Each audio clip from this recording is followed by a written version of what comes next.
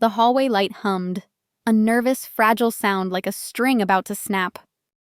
Lexington nights always carried a quiet weight, but that night was heavier. I was 32, a software programmer who paid all the bills in a house full of family. I thought that meant stability. Then the phone didn't hang up. 42 minutes flashed on the screen, and over the noise came my dad's voice. Straight. Clear. Living with her was horrible. We only stayed for her money. The words didn't echo, they exploded. My fingers gripped the phone until the plastic gave way. Melissa laughed, soft and satisfied, as if she'd been waiting for him to say it. I didn't move. I didn't breathe. Just listened. Mom's voice, soft, practiced, the kind that soothes burns. She doesn't need to know, just let it happen. The fork scraped lightly on the plate behind me, as soft as breathing as they dissected me. It was my family, finishing dinner. And I was dessert, something to be cut, not kept. I would tell exactly what had happened. Each word rearranged the room around me. The sofa I'd bought, the walls I'd painted, all of it felt foreign, as if I'd just stepped into someone else's life. The air smelled faintly of burnt coffee, but underneath was something colder. The metallic scent of truth. They thought I'd dropped the call. They thought betrayal could whisper invisibly. But I was still there, listening, the phone hot in my hand, my heart pounding louder than their voices. The pain didn't come first. It was the calculation.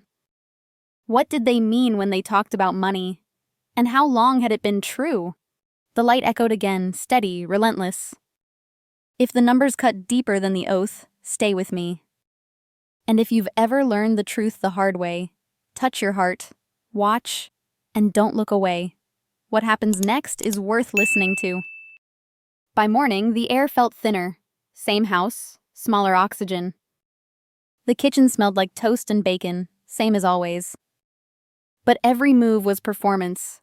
Buttering bread, pouring coffee, pretending I hadn't heard what I'd heard. Dad came in first, slippers dragging, paper tucked under his arm. He didn't look at me. Morning, he muttered, the word collapsing between us. His eyes went straight to the headlines, not to my face. He sipped too fast, like the mug might burn him. I watched. Not for love anymore, for evidence. Mom followed, perfume first, voice too bright. "Did you see the neighbor's new car?" she said, laugh rehearsed, napkin twisting between her hands. I nodded. The smell of bacon turned sharp, like metal. Then Melissa wandered in, half asleep, phone glued to her palm. She didn't even glance up, thumbs flying across the screen. "Morning," I offered. She grunted, eyes still scrolling. I kept my voice light, my stomach tight. If they wanted normal, I'd give them an Oscar performance. I'll tell this honestly, pretending peace takes more energy than anger. I cooked. I cleaned. I smiled. And quietly, I watched them undo themselves. Dad asked, again about my savings, tone soft, but the question cut. "How's that investment account doing, Alicia?"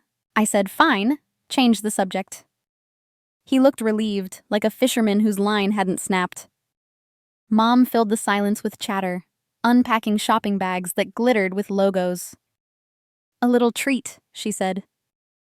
Purses. Shoes.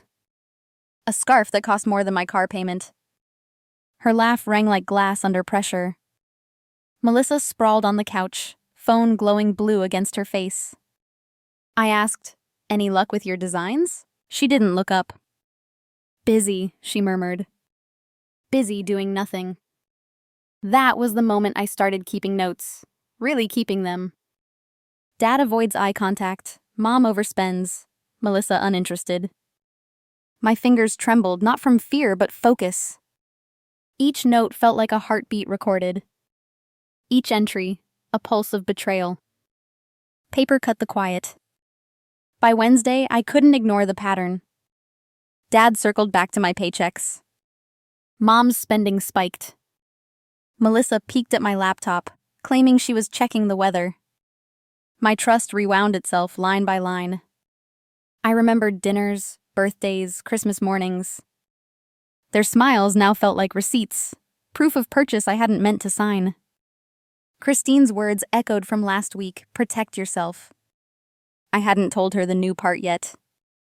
But I was listening differently now, to tone, to silence, to every skipped heartbeat in conversation. That night, the house was too still. The AC clicked once.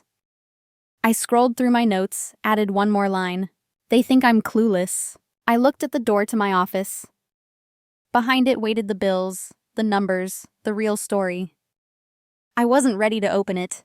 Not yet. But soon. Cold air. Colder resolve. The printer woke up before I did. Its hum filled the quiet house, steady, mechanical, too calm for what I was about to learn. It was still dark outside. 6:12 a.m. Coffee untouched, hands cold. I hadn't slept. My office door creaked open. The air inside smelled like paper and dust. Bills covered the desk, stacked in uneven piles. Electric, credit, bank. All with my name on them. I told myself I'd just check one or two. Then I saw the first charge. A restaurant in downtown Lexington, $500. Another, $2,000 from a boutique I'd never heard of. A streaming service, $49.99. Month after month. My stomach turned. I flipped faster, scanning lines that blurred into columns of betrayal. Every statement told the same story. Someone was spending like they lived a second life in my name. I opened my laptop. The blue glow hit my face, sharp as ice. Password. Code. Log in. The numbers appeared, scrolling down the screen. $85,000. 3 years. Gone. Each transfer labeled neatly. Household maintenance. Consulting. Miscellaneous. All pointing to one secondary account. The account my parents used. My fingers froze above the keyboard. Then I clicked details. Recipient, a business name. Melissa's. Her failed fashion line, the one she said was paused until things got better. The room tilted. For a second, I couldn't hear anything but my heartbeat. I checked timestamps. 4,000 last month. 2,500 2 weeks ago. Another 3,000 weeks before that. All tagged inventory. All gone. The printer started again, spitting out records one after another. I laid them across the desk in rows. Paper warm against my fingertips, edges sharp. Every sheet a piece of evidence. Every number a quiet accusation. I grabbed my phone and called the bank. The woman on the line sounded cheerful, like it was just another Monday. Yes, ma'am, those transfers were authorized. Authorized. By whom? Your parents' joint signature. I didn't answer. The silence on the line stretched too long. Ma'am? She asked softly. But I'd already hung up. My hands were steady now. I opened a new tab. New savings account. My name only. I moved half my inheritance, 6 figures out of reach. Then changed passwords. Revoked shared access. Closed the old account. When it was done, I sat back. The printer had stopped. The heater kicked on, a slow exhale through the vents. The house made small noises like it was pretending to be normal. I looked down at the printouts one last time. They weren't numbers anymore. They were proof. Proof that love had conditions. Proof that family could lie in cursive. I slid the folder labeled evidence into the drawer and shut it with a soft click. That sound, final, definite, was louder than any scream. If you've ever watched trust disappear line by line on your bank screen, don't look away now. Because next, they find out I know. I didn't sleep that night. After locking all my accounts, I just sat there watching the printer light dim. The house was too quiet. as if it knew what was coming next. By morning, I'd made my choice. I wouldn't hide anymore. If they built their comfort on my silence, then tonight that silence would end. Sunday dinner smelled of roast chicken and guilt. The clang of plates, the scraping of chairs. No one looked at me. Mom talked about the neighbor's new car, her voice too shrill. Dad hid behind the newspaper, pretending to read. Melissa scrolled through her phone, half smiling at the screen that wasn't mine. I waited. One last family show before the final act. When I finally spoke, even I was startled by the calm sound. "I heard you calling." Everything stopped. Dad's knife paused mid-cut. Mom's smile faded. Melissa's thumb rested on the glass. "You didn't hang up last week," I said. "I heard it all, that living with you was horrible, that you stayed for your money." Silence fell. Then Mom whispered, "Honey, we didn't mean—" "Stop!" My voice was flat, sharp. "I told you, and you lied about the money. The transfers to Melissa's company. The ones you called living expenses." Dad tried to sound patient, like a father. "You misunderstood. We were helping your sister." "Helping?" I leaned forward. "You forged my name." Melissa looked up, smirking. "Oh, please, you're so mean, Alicia. You act like a victim when you're the one in control." That smile burned away every breath of calm I'd practiced. I pulled my phone out of my pocket and set it on the table. A screenshot flashed, her public post calling me stingy, controlling, cold. Dad slammed his hand on the table. "Enough!" But I stood up. "No, Dad, finally enough." Mom's eyes filled with tears. "We're family." "Families don't steal," I said. "And families don't mock the hand that feeds them." For a long moment, no one moved. The clock ticked behind me, slowly, heavily, counting down the final seconds of pretense. "I talked to a lawyer," I said. "The account is locked. The house is yours. I want you out, tomorrow morning." Mom gasped. "You can't say that." "Pack your things." Melissa pushed her chair back. "You'll regret it. You'll be lonely." I met Mom's eyes. "Loneliness is honesty." Dad muttered, "You're overreacting." I pointed to the papers on the counter. Printouts, signatures, transfer papers. "These aren't emotions, they're proof." No one answered. Just the sound of the heater turning on, the warm air blowing into the cold room. By 9 a.m. they were gone. Suitcases dragged across the tile floor. No hugs, no final words. At 4:06 p.m. my phone buzzed, 3 messages. "Mom, we're sorry." "Dad, let's work this out." "Melissa, you don't have to kick us out." I don't answer. I look around the empty house. Quiet, mine, and finally be honest. I whisper, "Close the front door, Mom, I'll just lock it. If this were your family, would you do the same? Let me know below. And if you've ever chosen peace over bloodshed, follow." We're not done yet. When that door slammed, it wasn't just wood. It was bloodlines splintering. Silence hit so hard the air seemed to bend. For a second, I thought the walls might answer back. Mom's perfume still floated in the hallway, sweet, guilty. Dad's mug sat on the counter, a coffee ring like a scar. Melissa's charger coiled on the couch, hissing memory. I'd wanted them gone. I hadn't expected the quiet to roar. The house felt heavier, empty. Every step echoed like accusation. My throat burned, but no tears came. I'd already spent them in disbelief. Morning light sliced through the blinds, too bright, too honest. I made coffee just to feel heat in my hands.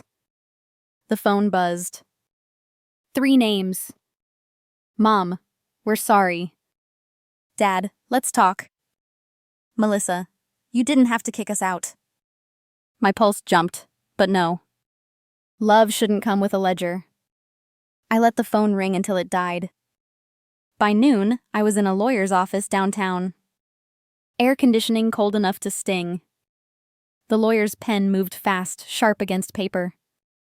"You're protecting what's yours," she said, not asking.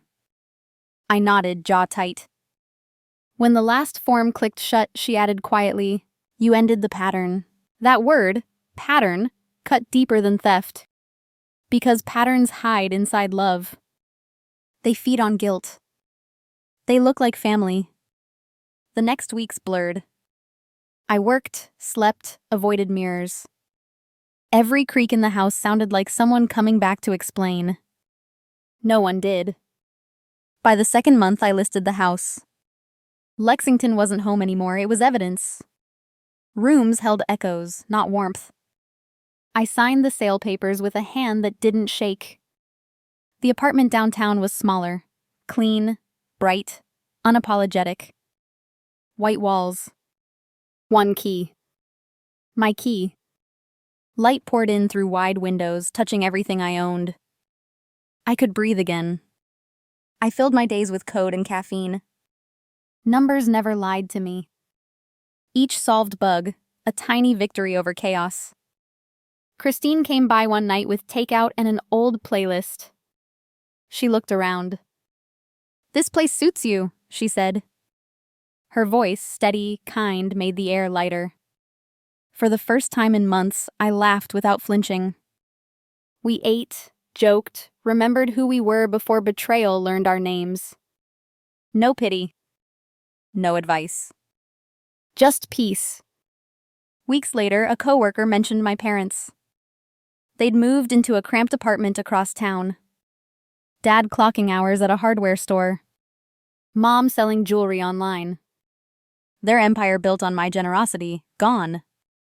Melissa's empire fell harder. Her investors pulled out. Her brand vanished.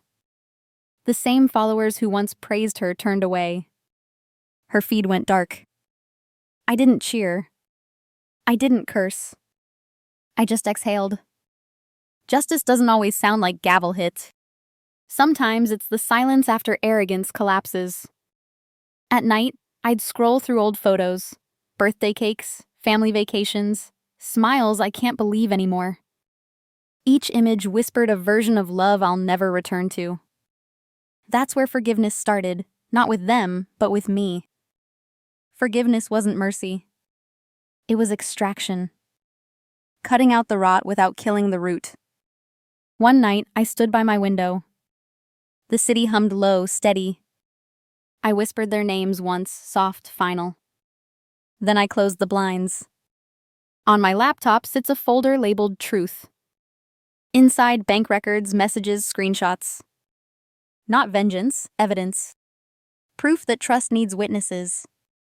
Now my mornings are mine. 7 a.m. sunlight. Coffee that tastes like ownership. I write code until music fills the room. The hum of the fan. No voices left to drown me. Sometimes I still hear them. A door creak. A laugh that doesn't exist. Ghosts don't need haunting rites. They already left fingerprints. But I let the sounds fade. Not everything broken deserves repair. Forgiveness costs extra. The price is walking away before someone apologizes. The currency is peace. And peace spends slow, but it never runs out. To anyone listening, if your forgiveness feels like surrender, if love has become labor you didn't agree to, raise your price.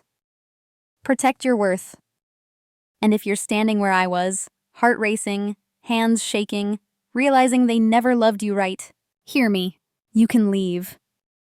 You can live. And you can do it without permission. If my story hit a nerve, share it.